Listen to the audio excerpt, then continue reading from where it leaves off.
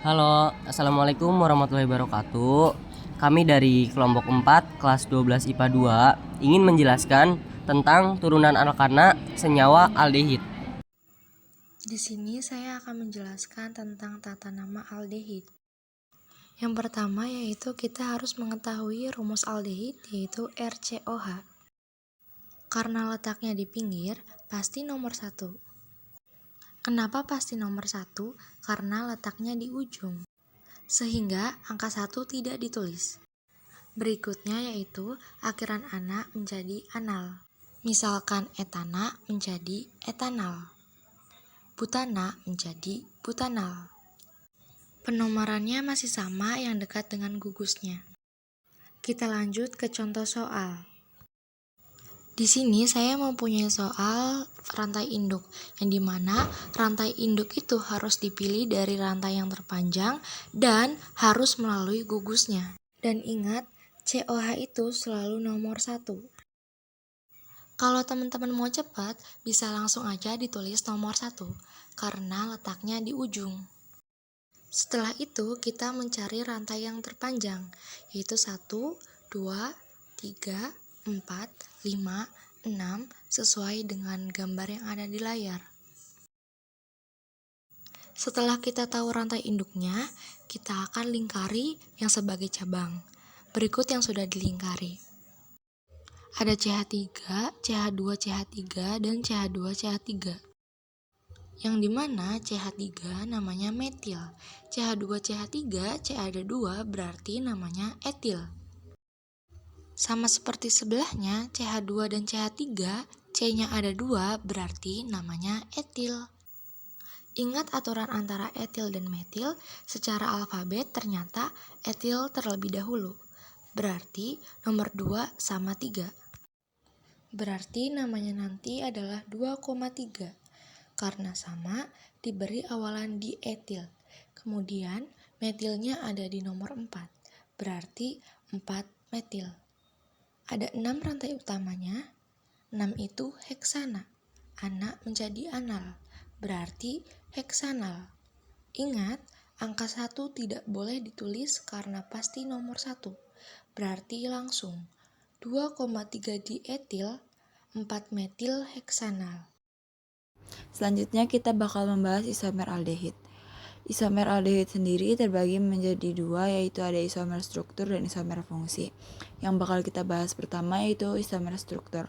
Untuk isomer struktur itu rumus molekulnya sama tetapi memiliki struktur yang berbeda.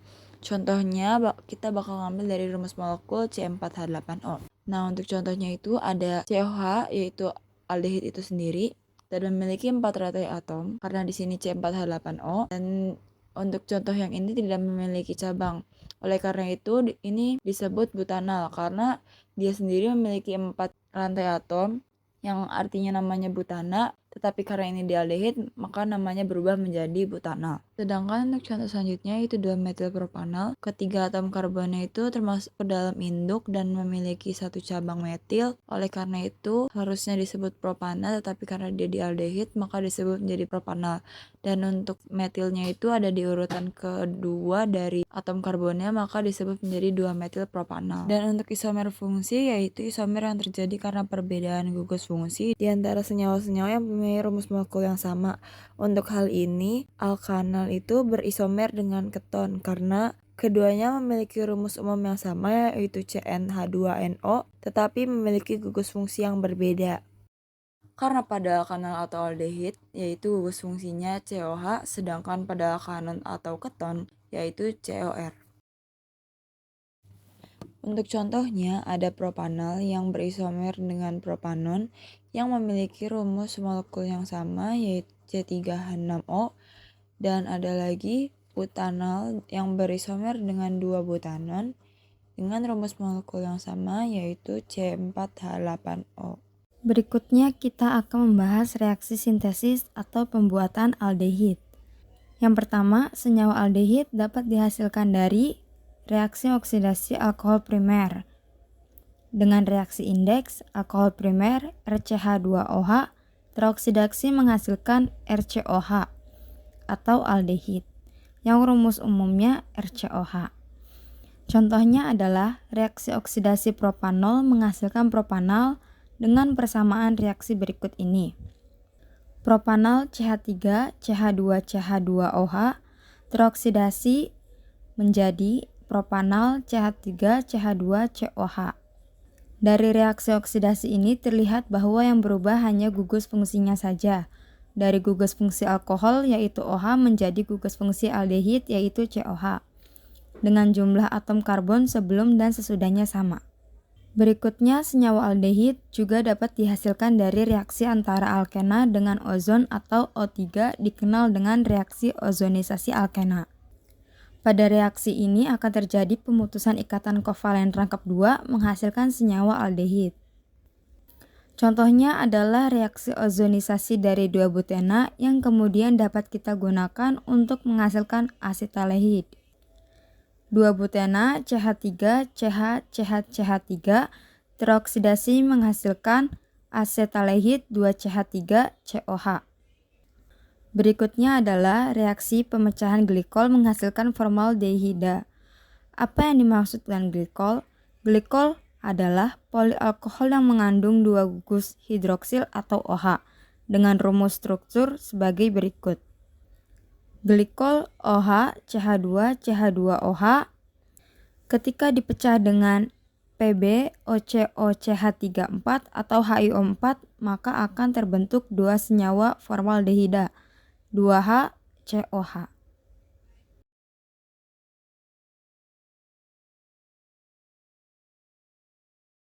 Oke, buat yang selanjutnya dan dinamakan reaksi aldehid. Buat reaksi oksidasi aldehid menghasilkan asam karbosilat. Buat yang pertama, reaksi ini dapat digunakan untuk membedakan aldehid dan keton.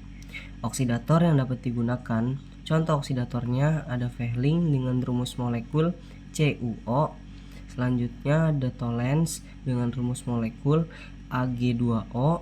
Dan selanjutnya ada KMnO4 dan ada NaO4. Dan yang terakhir ada K2CR2O7. Lalu, dan di antara semua oksidator yang sudah disebutkan tadi, yang paling umum digunakan untuk mengidentifikasi adalah Fehling dan Tolens. Untuk oksidasi dengan menggunakan Tolens dengan rumus molekulnya ada Ag2O. Reaksi umumnya adalah propanal ditambah tolens menghasilkan asam propanoat dengan rumus molekul C2H5 COOH ditambah 2Ag. 2Ag itu disebut dengan endapan perak. Selanjutnya ini saya akan mengasih tahu ada reaksi etanol dengan Fehling yang menghasilkan asam etanol dan endapan merah bata dari Cu2O. Dengan contoh reaksi umumnya ada aldehid ditambah Fehling menghasilkan asam karbosilat ditambah Cu2O atau bisa kita sebut tembaga oksida. Oke, selanjutnya ada rumus reaksi dengan menggunakan reaksi Tolens dengan rumus molekul Ag2O. Yang pertama itu ada aldehid.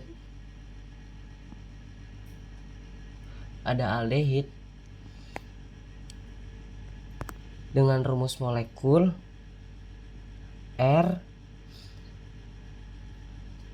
COH ditambah Fehling dengan rumus molekul Ag2O menghasilkan asam karbosilat.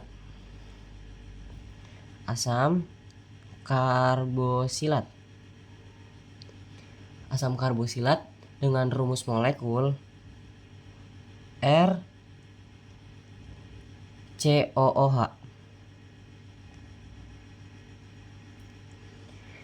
ditambah endapan perak.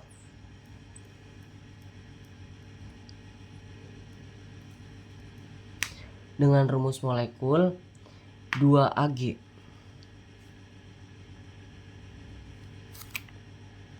Selanjutnya lagi adalah reaksi antar propanoat dengan tolens dapat menghasilkan asam propanoat dan endapan perak. Baiklah, selanjutnya itu adalah reaksi antar propanoat dengan tolens. Dari endapan perak itu ada reaksi aldehid. Yang kedua adalah aldehid dapat mengalami reaksi reduksi menghasilkan alkohol primer. Contoh yang pertamanya adalah reduktor yang dapat digunakan adalah reduktor yang dinamakan H2. Reaksi umumnya adalah RCOH